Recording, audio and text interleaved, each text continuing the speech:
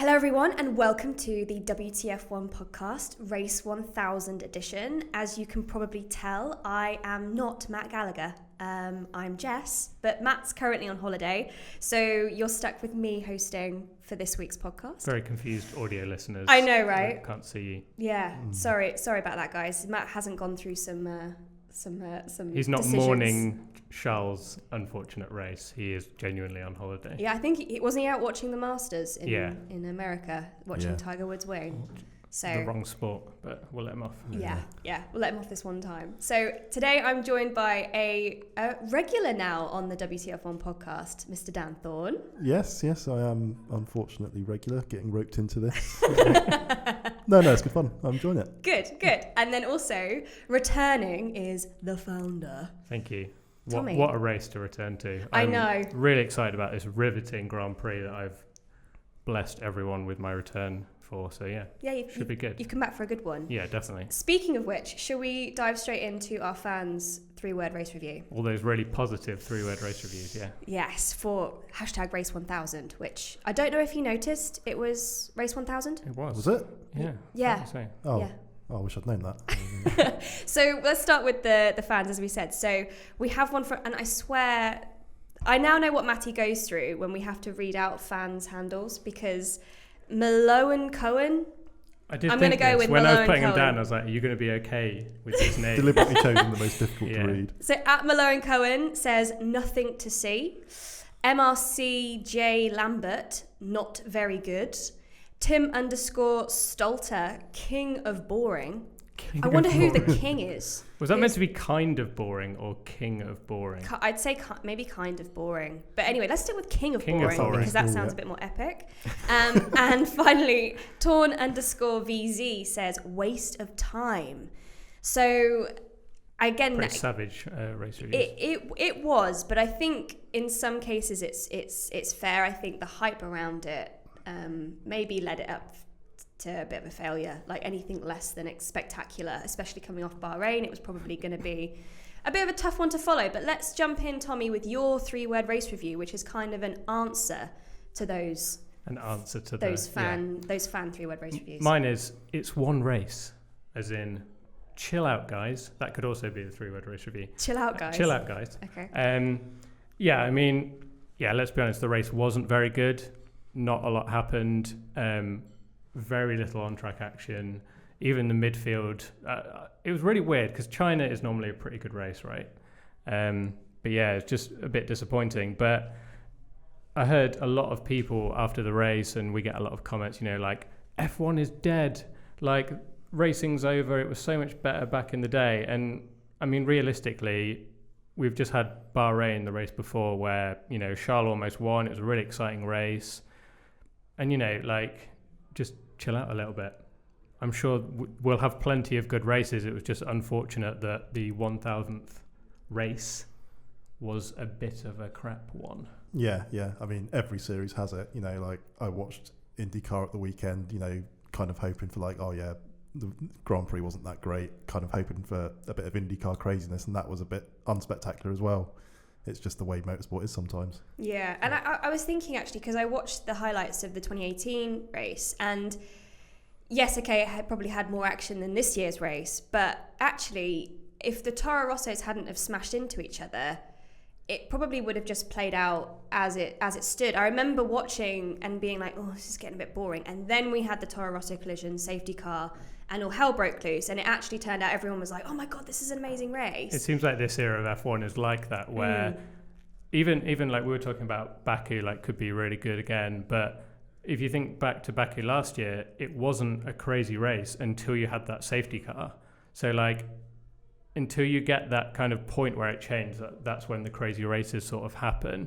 But unfortunately, we just never got that. But yeah, it was a big over-exaggeration, I think, for the race. Like, if Charles Leclerc had won that race and it had been a great race, everyone would be like, what a great sport it is. We've got new faces in, and like the future's looking really bright. And that could happen in Baku.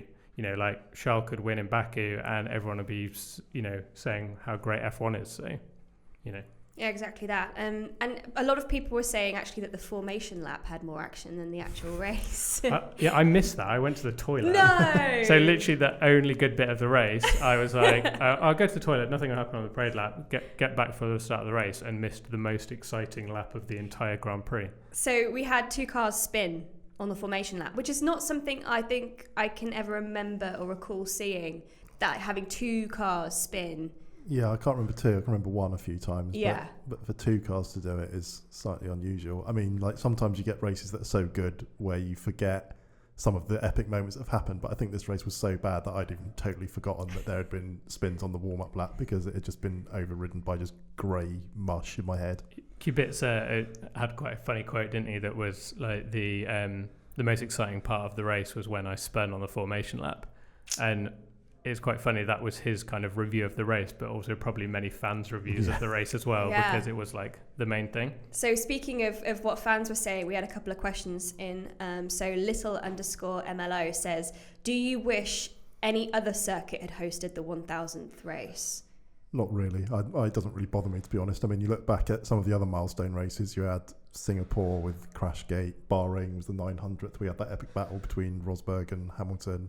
If the race had been good, it'd been fine. Yeah, exactly. But like for some of the events at the weekend, like maybe historic races or like displays and stuff like that, it might have been better if it was at Silverstone or something. But I don't think you can just change the calendar just to have the 1000th race be somewhere totally unsuitable. I mean, that was all.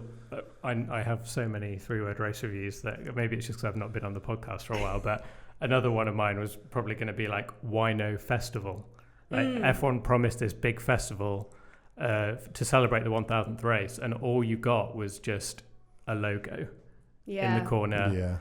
Like Crofty said it at the start when the lights came out.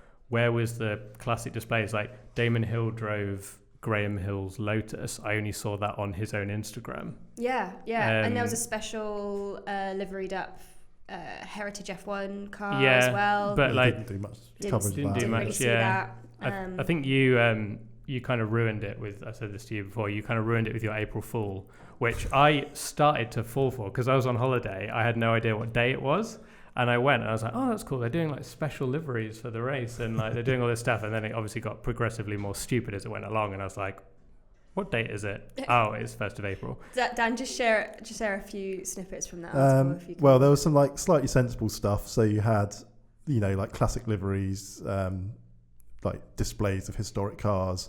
But then it got a bit more stupid. Like there would be 1,000 lights counting down to the start and like a foot race between all the like every F1 driver to existed and stuff like that. And it was, it was the sort of thing where you kind of got to the end and was like, I kind of wish that was true. But I think the thing about the race that maybe made it a little more dull, and I put something on Twitter about it on the WTF1 account, was you're almost expecting some kind of like, because it's the 1000th race, there's no way it could be bad.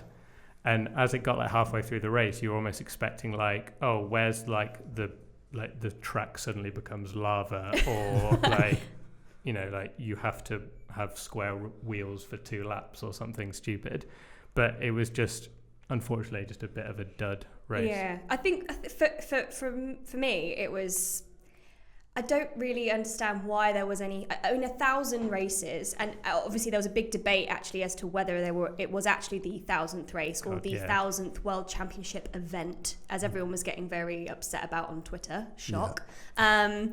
But it's a great milestone to have, and I think it's amazing to see the history. I think that's the biggest thing that I loved about the entire lead up, was that F1 played historic races live on its YouTube and Facebook pages. We kind of had an excuse to look back at some of the greats and kind of remind ourselves of how far the sport's come, and that I really liked about it. But the race itself, for me, it was like the fact that it was the 1000th race is a footnote. It's not really something. I think the whole race weekend didn't seem to have anything like you. I don't think it needed it. I think you mentioned all that stuff, and there was a lot on like social media and stuff about like classic races and how great Ayrton Senna was and Alan Prost and all this kind of stuff. But the race itself, there was no like pre-race, maybe something. There was that F1 put together a one-off intro VT. that was really cool. It kind of like inspired I did really like that. all that nostalgia like in the lead up, and every F1 fan gets hyped about the intro and the build up. And anyway, so I think that was a nice thing to add in. It might have been nice to have shown some of those laps, as you say, of like Damon Hill and Graham Hill's car, and some more. I was expecting maybe like a heritage race, but do you know what? Like again, like or something. But I don't think it. I feel like people are getting upset over it, whereas it's just another race. Just a race. Yeah. It's one race. That's my 3 red we're race going. review. Yeah, we're going. Stop it with your 3 red race reviews, Tommy. You've had your go. I need more. You know, we're going to Baku in a couple of weeks, and that's race 1001.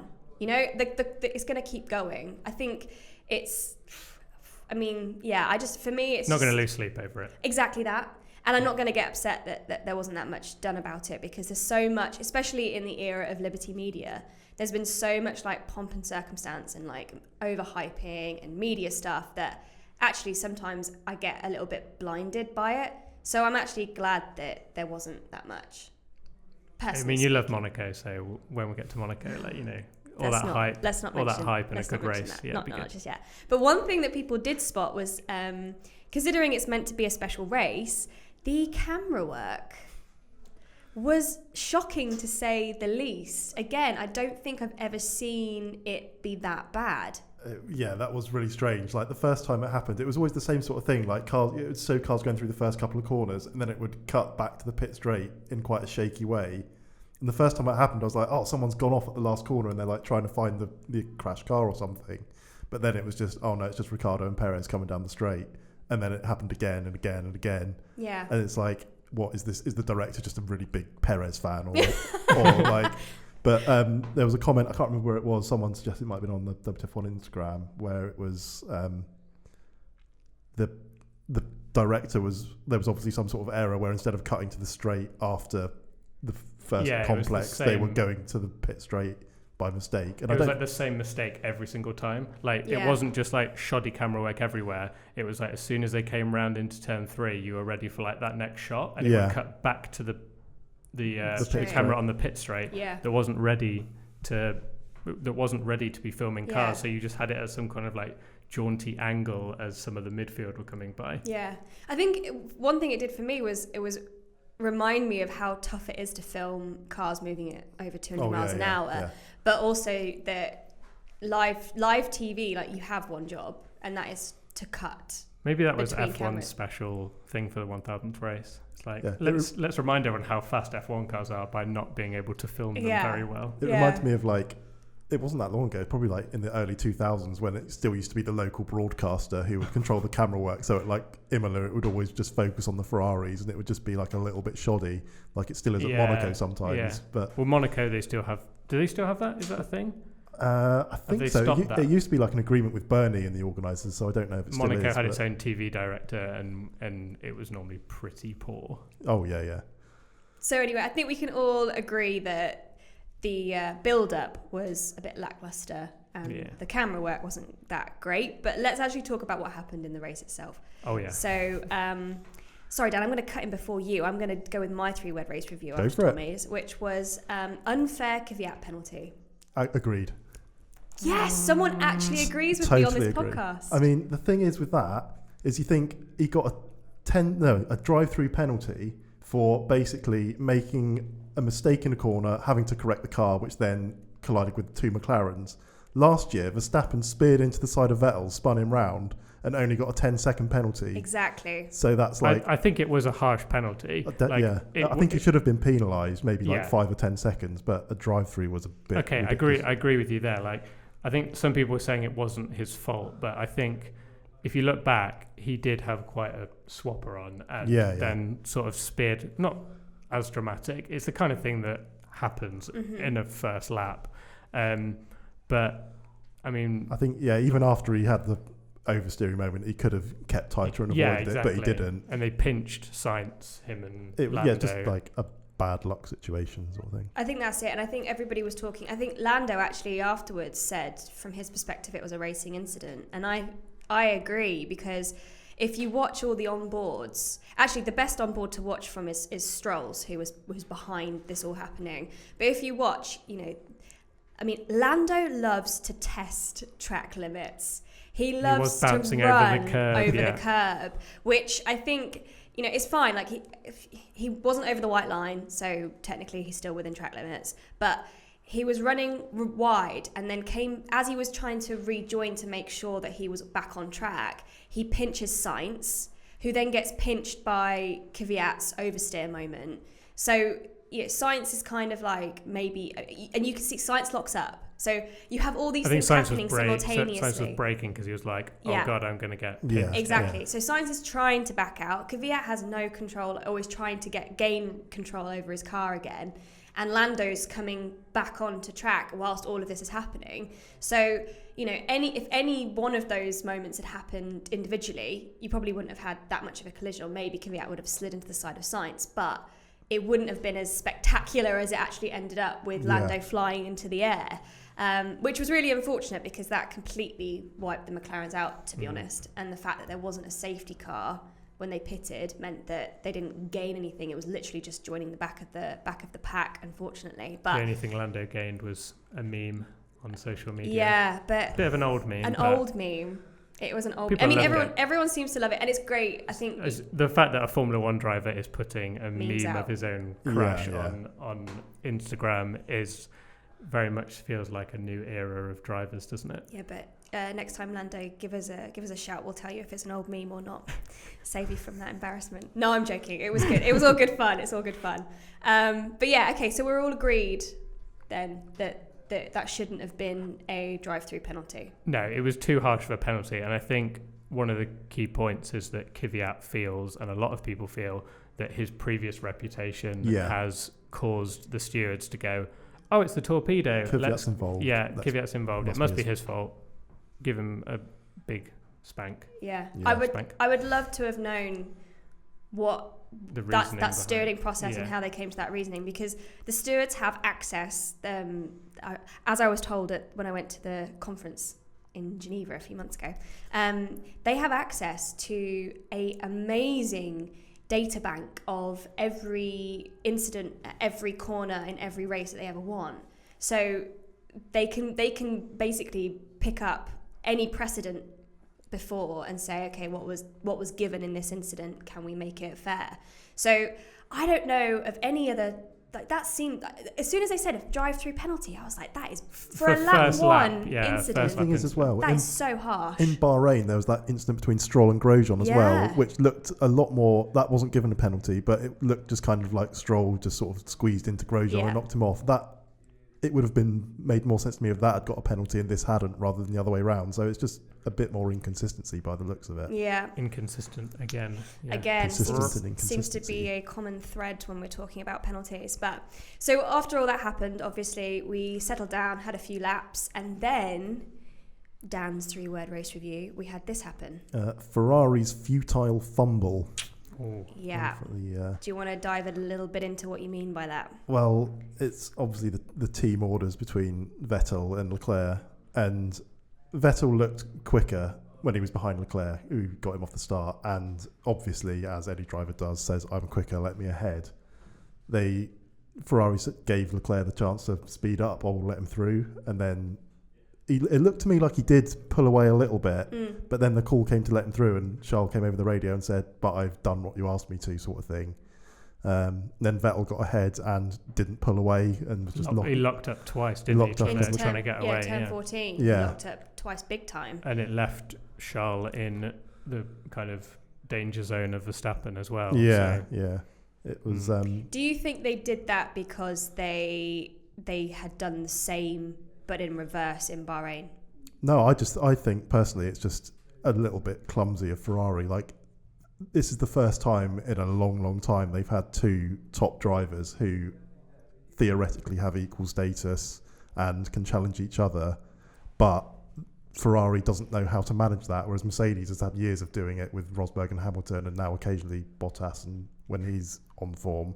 And you don't see other teams making these sort of, like, they don't really know if it's the right call, but they're just sort of doing it because they think it is. It doesn't seem like there's a plan in place. I think I wrote exactly the same thing, that everyone's really going in ham on Ferrari for like, oh, it's another year and they're already like bottling their strategy. They don't know what to do.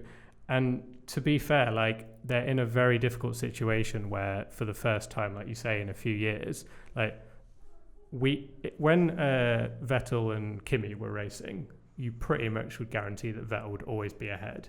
So when Raikkonen was ahead in those few incidents, we were on the podcast going, they need to implement team orders. They need to make sure Vettel's getting every point he possibly can get, winning all these races. But now they're in an awkward situation where, you know, Vettel has beaten Leclerc in the first race, and you're like, okay, they're making Leclerc stay behind. The next race, Leclerc was so much quicker, and he ignored team orders and went for himself. They're in an awkward situation where we don't really know yet who is going to be their top driver. And it's difficult to manage because it's two drivers always trying to be on the same part of the racetrack. Like, I genuinely thought it was the right call that me too. For Vettel to be let through because it looked like he was faster. When he did get ahead, you went, oh, it's just Ferrari don't really have that much pace this weekend, whatever reason that is. But it's funny that you mentioned about Mercedes, actually, because one thing I did write down was, to be fair, like Mercedes had two drivers, when Mercedes did have two drivers that were challenging each other, no disrespect to Bottas, like Rosberg and Hamilton were going for the title together. That's very true, yeah. They didn't manage that very well. No, they didn't. And the only reason they were picking up 1-2s is because their car was so much quicker than everyone else. If you think some of the races, like one thing that came to mind was where Rosberg went for a ridiculous lunge at turn 1 in Russia, I think it was. Oh, yeah. And, you know, everyone's like, what are you doing? But he finished second anyway because their car was so much quicker than everyone else. So it's not as embarrassing. Whereas if he'd finished 6th, 7th, losing constructors' points to Ferrari, everyone would be going, you need to sort this out. Which is currently what's happening with Ferrari. Yeah, they need to get a plan together, I think, because I mean, and everyone's very quick to jump in and say team orders should be banned, and without repeating our Russia GP podcast from last year, it's a team sport. Whilst there are individuals in cars on the racetrack, it's a team sport, and the whole team's aim is to get both cars home as high as possible with as many points as possible. So team orders are always going to be necessary, and they don't always get it right, but you know, they definitely should have the choice to use them if necessary. So it's easy to say, it's easy to like poke fun at Ferrari for like ruining the strategy, but from my point of view, I genuinely don't know who they should back for the title. And I think if you ask all these fans that are saying like, oh, Ferrari have screwed, like, I don't, maybe they're not quick enough. Yeah. Simple as that. And Hamilton's got the title, you know, like he's got a big enough advantage anyway. But Vettel, I don't think Charles is miles ahead of Vettel. Not by any stretch. Like, Charles had that really good race where he was very quick and should have won. But at the same time, you know, like Vettel outqualified. Charles to me seems a bit more hungry for it, but I think he's probably got a little bit more to prove because he's the young newbie who Ferrari have placed a lot of faith and pressure on. But I was saying this to somebody at the weekend, you know, Charles has got hopefully many more seasons to prove he's top dog, but of course he's going to come into his first season all guns blazing because that's the kind of racer he is. And Binotto came out afterwards saying actually he's happy that Charles is angry with how that went, because that shows that he bloody wants this. He wants to be number one at Ferrari, and that's what you do want, as we've kind of touched on. I couldn't imagine how difficult that is to manage internally. They're always trying to be on the same part of the racetrack, and would it have looked even more stupid if they'd gone, oh, actually, Vettel isn't quicker, and then swapped them back, and then everyone would be like, they don't know what they're doing, like they're too busy switching the cars around, like they don't know what to do, and it is such an awkward situation.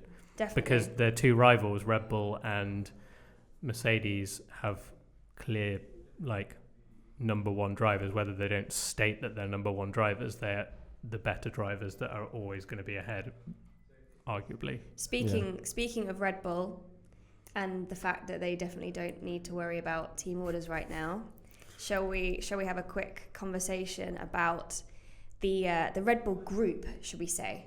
Because Albon is looking like the golden boy at the moment after the race he had, and he was driver of the day, as voted for by everyone. Did we all agree with that, first off? Do we think he was driver of the day? Definitely. I don't think...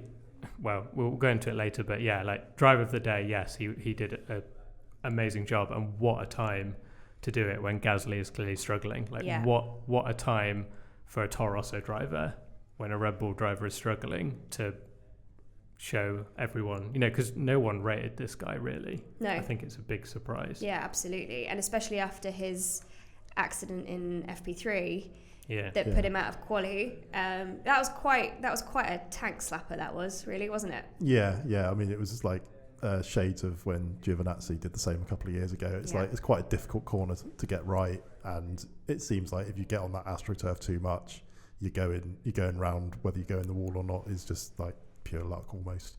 Yeah, so pit lane to P10, not a bad job. It was a good drive. Yeah, it was a good drive. And it wasn't just, there were a lot of pit lane overtakes, but also like he made some moves on the track. He made some moves on the track, Magnussen, which Magnussen isn't the easiest guy to overtake. So fair play. So obviously a lot of the fans, like Yawn_Devlas, is saying, do you think Red Bull should replace Gasly? And I feel like we've had this question every single podcast now, purely based on the fact that Gasly just appears to be nowhere at the moment. It's too early. Yeah, I think I agree. I think based on Red Bull's history, it's pretty tempting to go, oh, Helmut Marko's going to come in and go, right, you're out. Gasly, you're demoted back to Toro Rosso. Albon, let's give you a shot because you're looking promising. Also, at the same time, like, Verstappen was such a one-off. Like, they put him in that car because Ferrari and Mercedes were like, we want this guy. And Red Bull are like, oh, God, we need to keep him. And they like, regardless of how Kvyat, you could argue Kvyat was doing no worse than Gasly is now.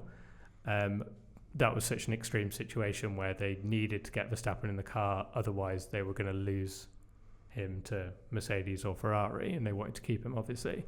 But at the moment, it's too early. Like, Gasly's, 3 races into it is worrying, though. He was, again, so far off. Yeah. So far off. It was like, what was it, 0.6 off max in Q2 when he was on the faster tyres or something like that. It was... Ouch. He did get the point, though, for fastest lap. So, but I think the only thing that did was kind of just make the top of the table a little bit more interesting, because...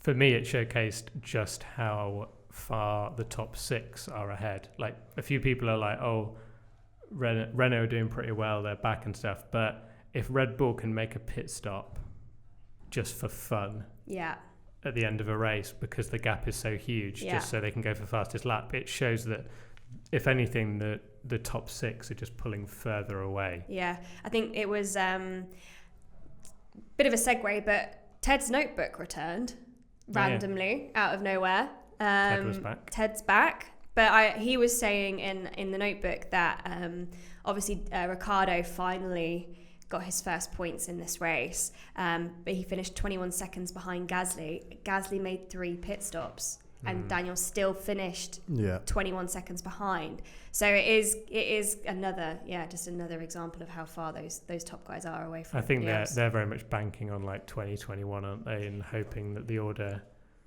But I don't think that's new information, is it? They've outwardly come out and said that on a number of occasions. But I think it was still good to see Ricciardo actually having a fairly clean weekend. Yeah. Not that we saw him in the entire race. No. I don't think the camera showed him once, apart from when it was upside down, not ready to film. But yeah, it was good.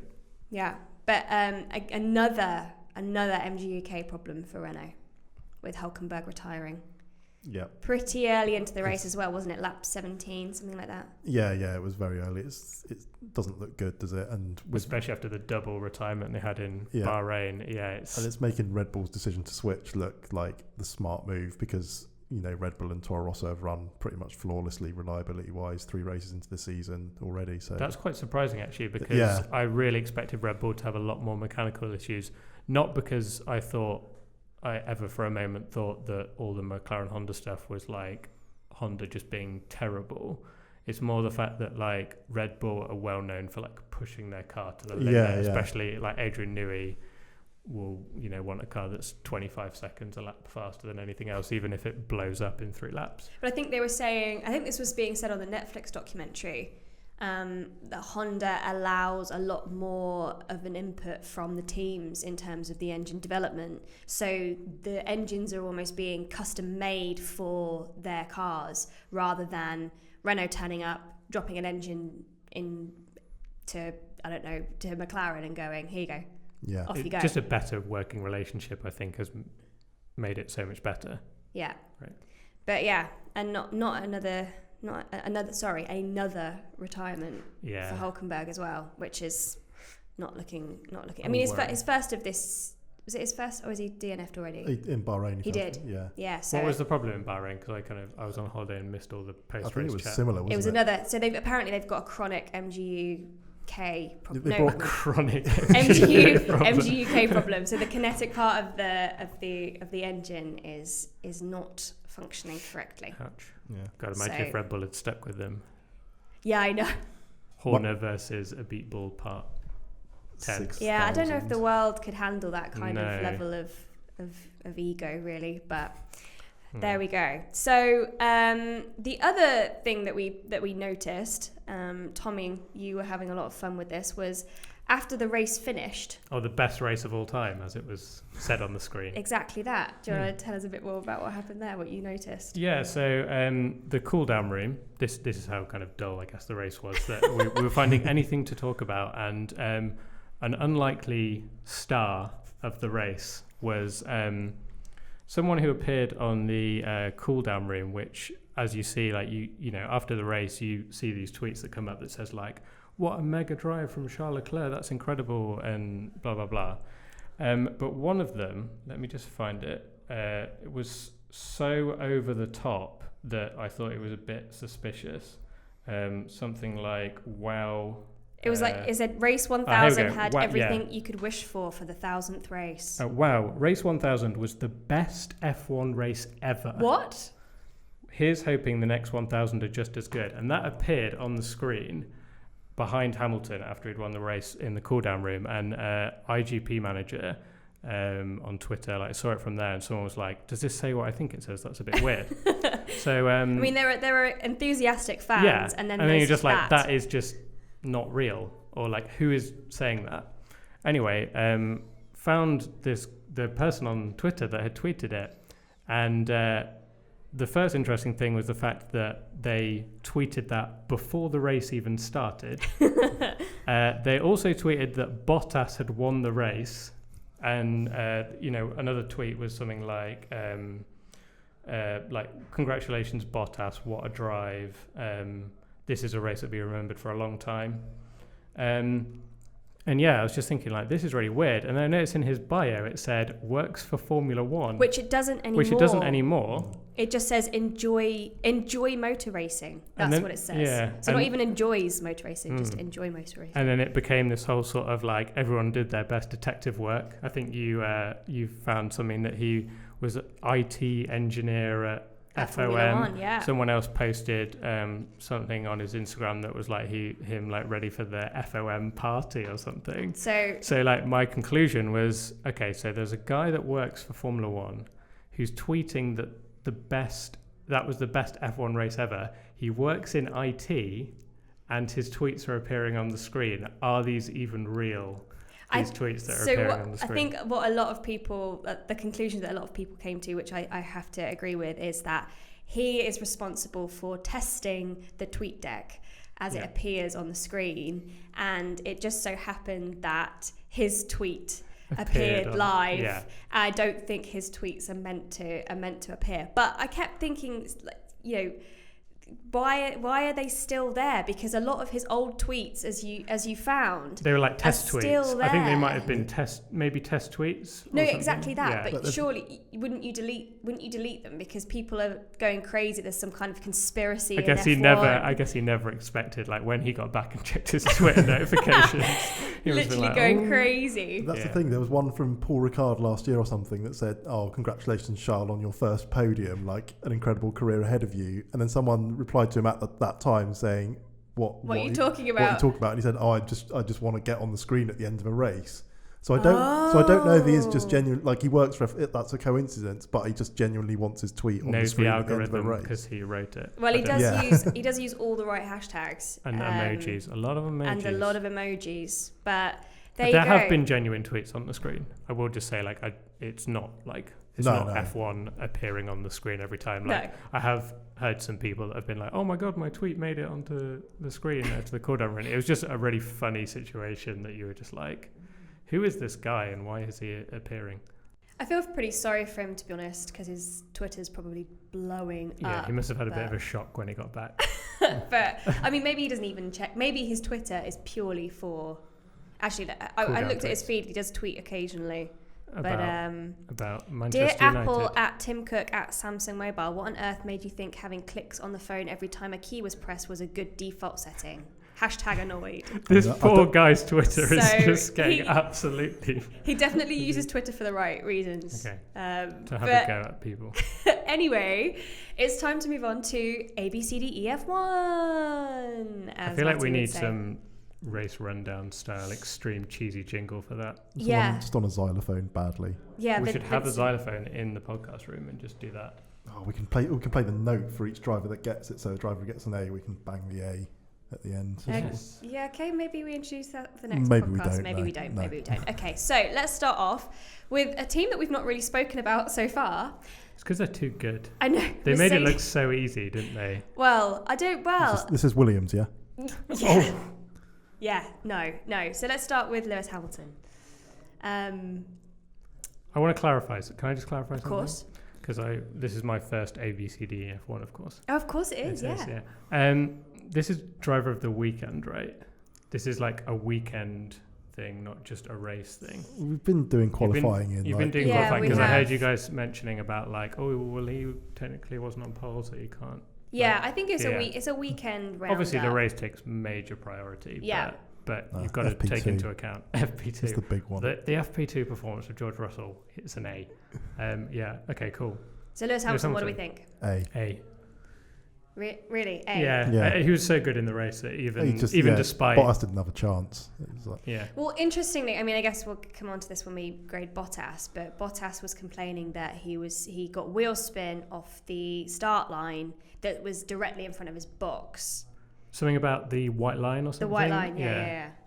Because the white line is like literally inches away from his start box, and he said that his wheels spun on that line.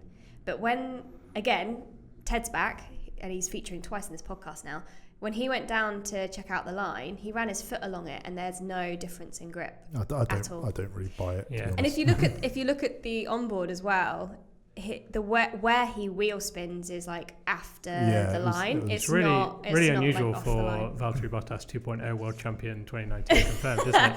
I know. I mean, do you know what? You made a mistake. I'm so mad that Matty's not here because he baited me on Twitter by saying that everyone went nuts again, didn't they? Because he qualified. Yeah, I mean, fair enough. His qualifying. He smashed Hamilton in qualifying. And by 7,000th.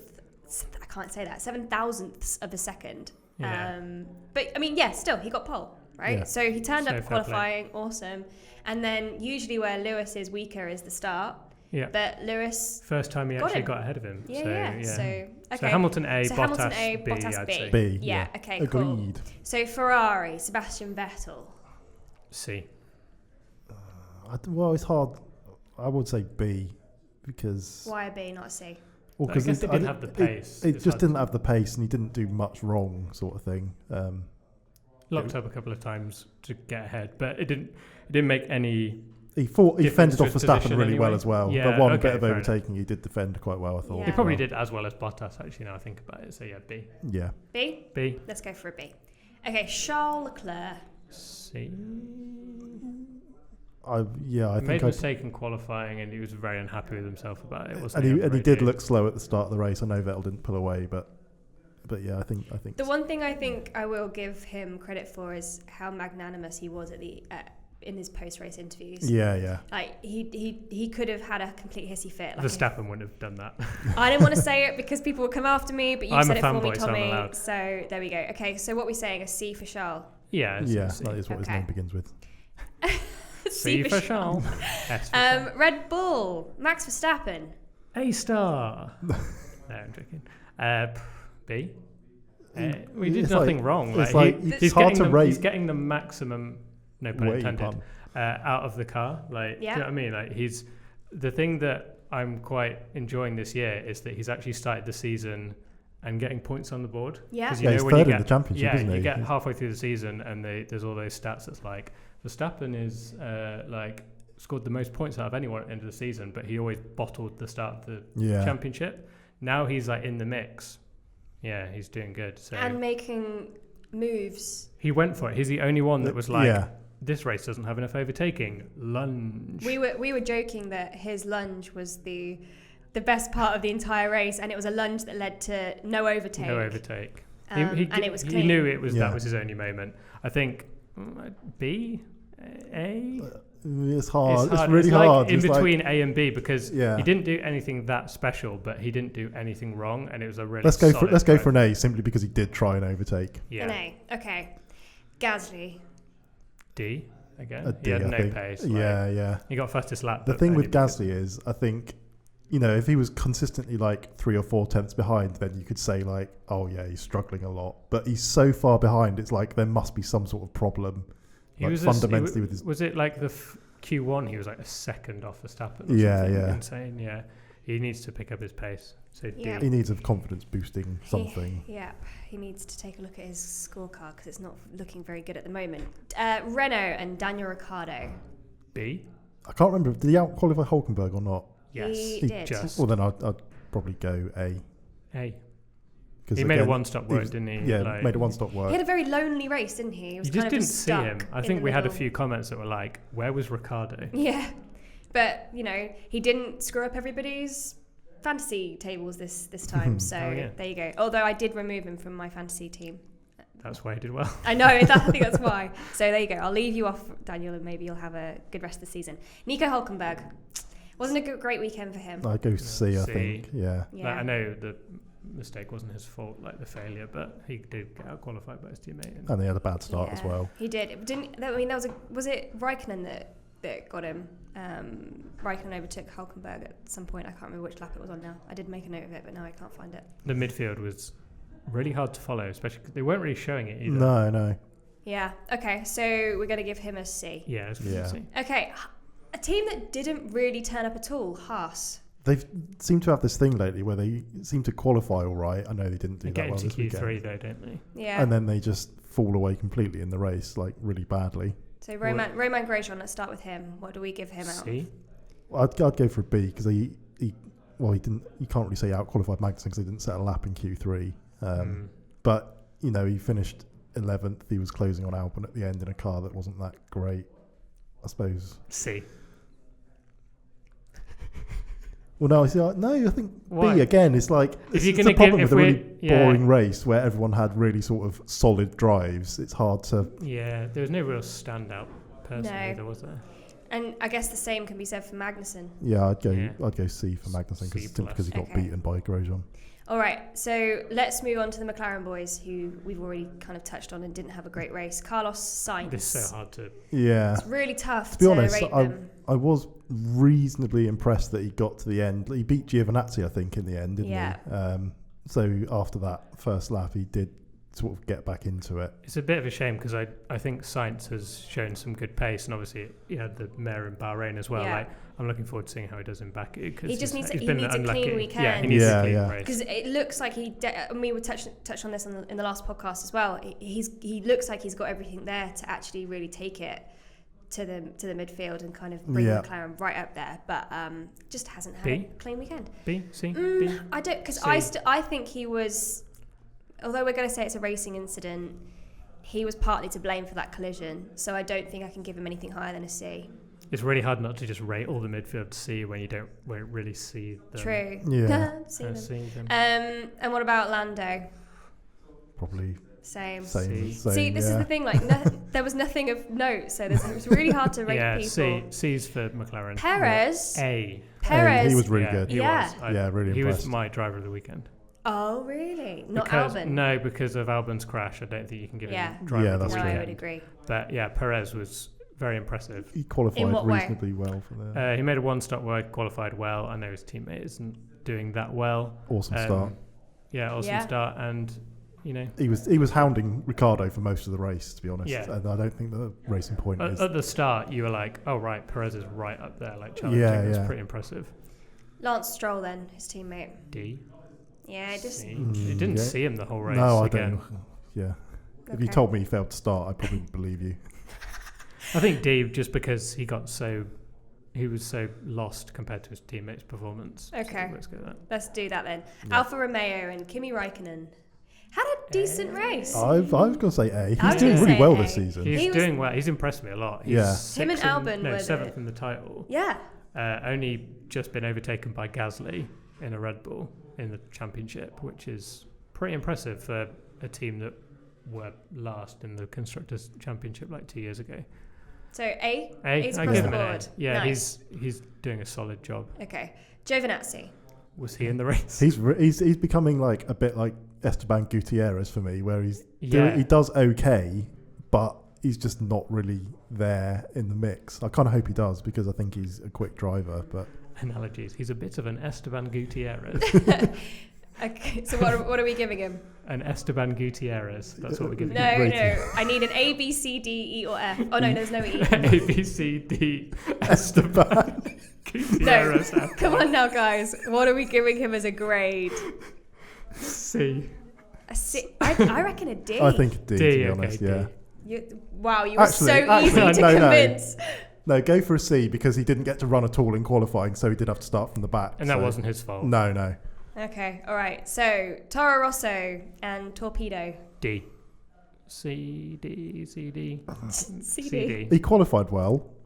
I do think he was partly to blame. I think he was mostly to It blame. was in that harsh instance, on his thing, but he got I think a D, to be honest. D. Okay. Not a great Especially when Gasly's seemingly under pressure and he needs to be. Yeah, because a lot of people thought people were making their bold predictions at the start of the year, and I saw a few that were like Kvyat will replace Gasly. Yeah. Because you'd think if someone was going to, it would be him because he's experienced and knows the team. But if how could that happen though? Could you imagine? That would be crazy. It'd be a PR nightmare. But it would give them an excuse to demote him again and therefore give Verstappen wins. Yeah. Okay, so let's give him a D then. Alex Albon. B. Yeah. I think a B. Yeah. Just because of his because of that crash. He did. Yeah. But congrats. Really good drive and to getting up to P10. Awesome drive. And this is the most difficult team to grade out of them all. Williams, George Russell, outqualified his teammate. He was in the mix at one point. Yeah. Someone mentioned like he was 12th, and I looked at the screen and I did the kind of like, oh, excuse me, what? How is he 12th? Do you know what that reminded me of when I saw that? Like when in the early 2010s, when there would be pit stops and you'd be like, oh look, Carthaginian's 9th in a HRT. Yeah. And it's sad that we're saying that about Williams now. Like, look how high up they are. George also did a 2-stop race and Robert did a 1-stop, and George still finished in front.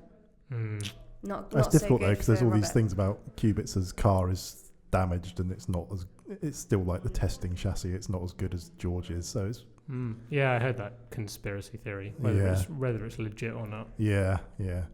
So C? what are we going to give the boys? Because we have to give them something. C and a D for Kubica. C. So C for Russell, D for Kubica. I'd say B and C because I think they need to. They're almost in their own little special class.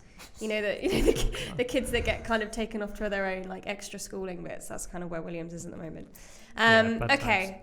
So that's all the grading for the weekend. Now let's reflect on the predictions that we had, and I think Matty's going to be pretty upset. It's a good job he's not here. Yeah. I know, that right? first prediction is bold. So very wrong. Matty's first prediction was the race will have more than 100 overtakes. We had one. Incorrect. Are we counting on track or pit lane? This was something we didn't. How many overtakes were there? I mean, maybe does he that meant include practice? Maybe he meant 1.00 overtakes, and you missed the point out. Maybe. Yeah, that's what he was maybe. going for. Either way, Half a point. No. Either way, it was never going to be 100. Yeah. This one, interestingly, it will be another scintillating race for strategy with 1 or 2 stops both being viable. That is half a point. Because It's half a point. it wasn't scintillating, but there was strategy. teams had to switch up strategies based on it. I think that's why the race was disappointing, because you did have 1 or 2 stops. But it made no difference. But it made no difference, and that was... Yeah. Why do we think that is then? I think there was enough gaps between the teams where someone pitted and then everyone could pit to cover them Also, off. I've never seen a race in China where DRS didn't work. Yeah, Yeah. Normally it's really too weird. strong. Like Vettel was within DRS every lap of Charles before he got past, and he couldn't get close. No. Really weird. Shame. Okay, so Dan's first prediction was the race will be outrageously boring. I'm so sorry. You jinxed it. I did. So that is actually 1 point. And you also said that Gasly would beat Max, and that definitely didn't happen. No. So You got no, 1 no out of point 2. there. 1 out of 2 ain't bad. 50%. My predictions were Grosjean will DNF. Didn't happen. Good for Grosjean. And Bottas will try a dive bomb overtake, but I don't think that happened either. No. No one did. So there we go. Fan predictions. Hulkenberg on the podium. That was Definitely bold. not. At John Dibble, only one Williams will be on the back row. Neither of them were on the back row, Yeah. So it's technically. wrong. So it's wrong. Sorry. So still wrong. but Actually, half point. because Kubica's a span, didn't he have to start at the back and not resume his he? position? I don't know if he did or not. Did he? Because the rule is as long as you don't drop. Yeah, because Max behind. didn't. Because Max dropped behind Gasly. But I'm and guessing overtook. Kubica would have dropped behind, right? So he'd have had Yeah. to start from the back. Maybe. Yeah. We'll have to rewatch Well, Albon, it. Yeah. Albon started from the pit lane. Yeah. So Okay, this is getting too Yeah. complicated. Depending on your definition of back row, we'll have an Let's just give him inquiry. half a point. Half a point. And at Chris J. Kimber says Ferraris will take each other out. for dinner. Yeah. No, not even that. Not even that. I mean, they didn't take each other out, but they did ruin each other's strategies. They took each other out of the equation, yeah. So completely the opposite. So completely the opposite. Okay, so now we're looking ahead to Baku. Yeah. Crazy Baku. Yeah. Tommy, what are your predictions for Baku? That it better damn well be crazy. Mine predictions are Sainz will finish ahead of Gasly on pace. I feel like this will be where Sainz has really strong race. He was good last year. The one race where everybody literally crashes into everybody else, and you think Sainz is going to have this is going to be his This is clean going to be weekend. his one. Well, he did all right last year, didn't he? Did he get 5th last year? He did Fifth, I actually. think. Yeah. Sainz was he was one of my top drivers of the weekend at Baku last year. It's Hulkenberg that crashes every time at Baku, isn't it? Yeah, it is. Which. Oh, sorry. You're trying to steal Spoiler alert. Dan's Sorry. prediction. Ricardo will say, "Well done, Baku," in an interview, and I mean, probably that's a a lot of guarantee. interviews. That's a So guarantee. I just wanted a point. It's been a while. That was too easy. A race will happen. Yeah, Dan. The what race were will be you, in Baku. Dan, what were your 2 predictions? Well, as Tommy's already spoiled, I think Hulkenberg will bin it in the race for a 3rd year in a row. That's harsh, but probably true. And Ricardo. And your second prediction? We'll see a car upside down at some point over the weekend. I mean, Hulkenberg? yeah, Hulkenberg. 2 for 1. That's I mean, efficient predictions there if that comes true. So my predictions were there will be more than 2 safety cars. I think last year we had 2 or 3. 2 or 3. There was 2, yeah. There was 2. And kind of related to that is that there will be more safety car shenanigans. So something interesting. Like an Ericsson's fault moment again. Like an Ericsson's fault or- moment, or a Vettel sideswiping Hamilton, or whatever it might be. But something, whilst the safety car is running. 2 cars stop and they have a fist fight. Exactly that. Yeah. I mean, that's why I've kind of left it open-ended. Okay. Anything. You're just kind of cheating. I just you want a can be point. Really general. Yeah, I just want a point. So fan predictions at ZP Scissors says red flag because someone crashes in the castle section and completely blocks it. Is Could that happen. is that where someone ends up upside down? Maybe. It could be. Hulkenberg. Oh my gosh. At Borvanik 1, a non-top What? 3 team will score a podium. If it's going to happen anywhere, it's going to be be Baku. Baku. And at Susie_97_ Ferrari team orders round 4. I mean, I can let's see that hope, happening. Yeah. Let's yeah. hope not, but I mean, Yeah. Probably will. Yeah. They're just always trying to be on the same part of the track as each other, and it is a headache for Ferrari.